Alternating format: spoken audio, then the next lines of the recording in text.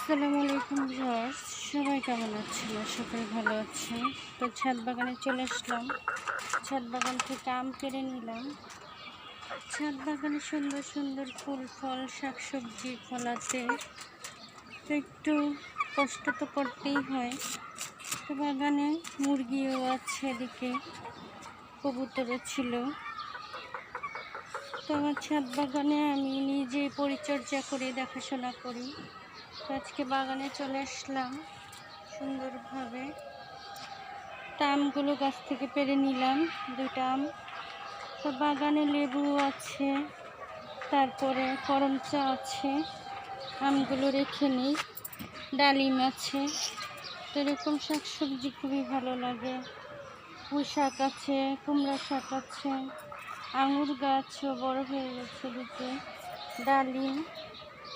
তো নানা রকম ফুল গাছ এদিকে আছে, যে লেবু ধরে আছে গাছে, এদিকে মরিচ ধরে আছে, অনেকগুলো লেবুই আছে।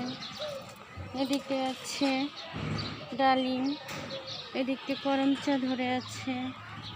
তো এদিকে আতা গাছে আতা, তারপরে আমরা নানা রকম শাকসবজি ফলমূল গাছে। এদিকে আছে বেগুন গাছ, নানা রকম গাছ। তো এই আম গাছটা থেকে আমগুলো পেড়ে নিলাম। এদিকে আছে বেগুন গাছ, পেয়ারা গাছ। তো সুন্দর কুমড়ো শাক হয়েছে, পেঁপে হয়েছে গাছে। তো নানা রকম সিজনাল ফলমূল শাকসবজি সবজি কিচেন কম্পোস্টগুলো দিয়ে আমি কিন্তু শাকসবজিগুলো ফলিয়ে থাকি। তো এদিকেও আছে, এদিকে আছে পেয়ারা, তার নানা রকম সিজনাল ফুল ফল শাকসবজি। তো এই পাশেও আছে শাকসবজি, লেবু, সব কিছু। তো ভালো লাগলে সাবস্ক্রাইব করে পাশে থাকবেন। তো ছাদ বাগান হচ্ছে ভালো লাগার জায়গা। তো ছাদ বাগানে কাজ করলে সবারই শরীর মন ভালো থাকে। আর সুন্দর প্রকৃতির মাঝে ফুল ফল শাকসবজি দেখে সবারই খুবই মানসিক অবস্থা ভালো হয়ে যায়।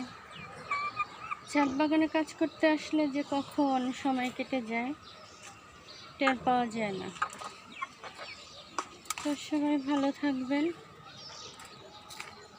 আজকের মতো বিদায় নিচ্ছি। আল্লাহ হাফেজ।